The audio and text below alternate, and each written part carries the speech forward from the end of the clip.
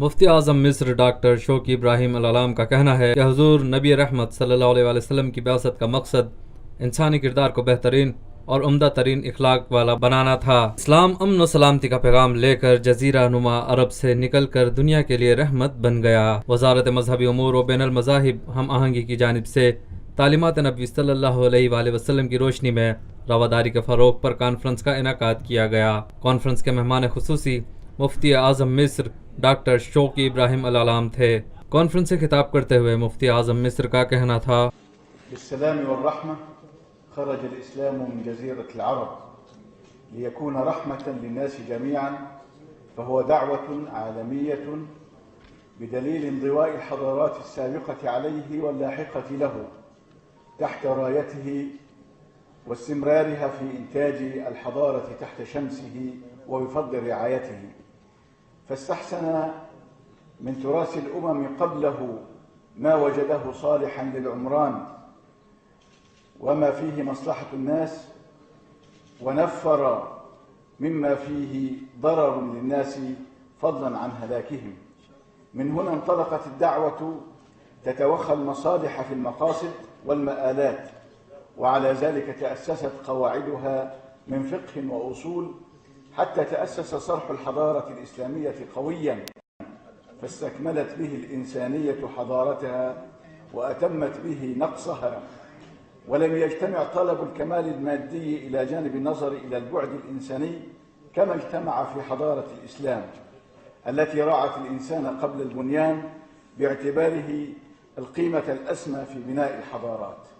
اسلام امن و سلامتی کا پیغام لے کر جزیرہ نما عرب سے نکلا تاکہ یہ دنیا کے لیے رحمت بن جائے۔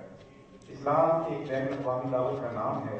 اس کی دلیل یہ ہے کہ اس نے اپنی آمد سے پہلے اور بعد میں آنے والی تہذیبوں کو اپنے ساتھ شامل بھی کیا ہے اور انسانی تعمیر کے لیے اپنی زیر نگرانی انہیں برقرار رکھا ہے۔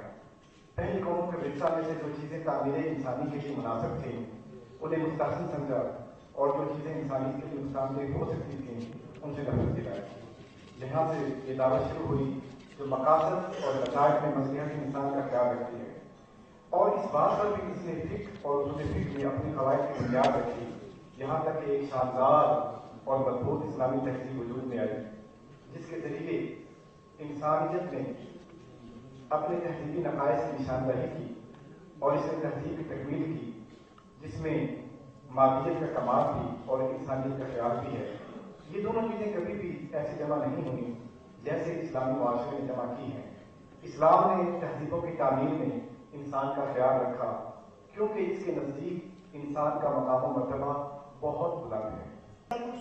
اسلام میں بے گناہ لوگوں کے قتل کو حرام قرار دیے جانے کے حوالے سے گفتگو کرتے ہوئے ڈاکٹر شوقی ابراہیم العلام کا کہنا تھا: إن الإسلام الذي تربينا عليه دين يدعو إلى السلام والرحمة، وقد علمنا النبي صلى الله عليه وسلم أنه من لا يرحم لا يرحم، ارحموا من في الأرض يرحمكم من في السماء. وإن فهمنا للإسلام ينبثق من فهم معتدل صاف للقرآن الكريم الذي يقول: يا أيها الناس إنا خلقناكم من ذكر وأنثى وجعلناكم شعوبا وقبائل لتعارفوا.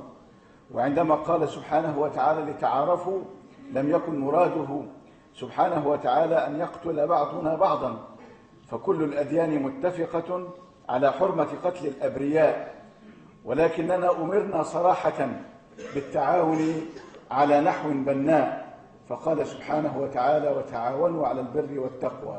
اسلام ایک ایسا دین ہے جو امن و سلامتی اور رحمت کی دعوت دیتا ہے، جیسا کہ نبی اکرم صلی اللہ تعالیٰ علیہ وآلہ وسلم نے ارشاد فرمایا: جو رحم نہیں کرتا اس پر رحم نہیں کیا جاتا، تم اہل زمین پر رحم کرو، آسمان والا تم پر رحم فرمائے گا۔ اسلام کے متعلق ہمارا فہم قرآن کو واضح کرتا ہے اور اعتدال کے ساتھ سمجھنے کی دعوت دیتا ہے۔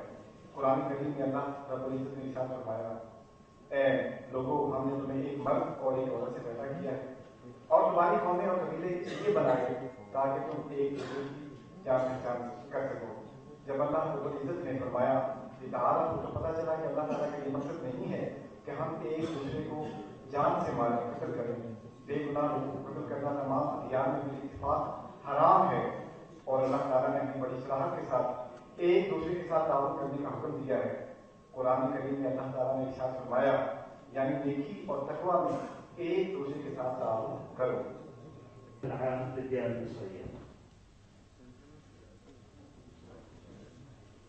پاکستان میں پہلی مرتبہ حالات حاضرہ کے مختصر مگر جامع پروگرامز، خبروں، تبصروں کے علاوہ دیگر سماجی، تجارتی، ثقافتی، تفریحی، معلوماتی، مذہبی، تعلیمی، صحت اور بچوں کے پروگرامز صرف TNN TV پر.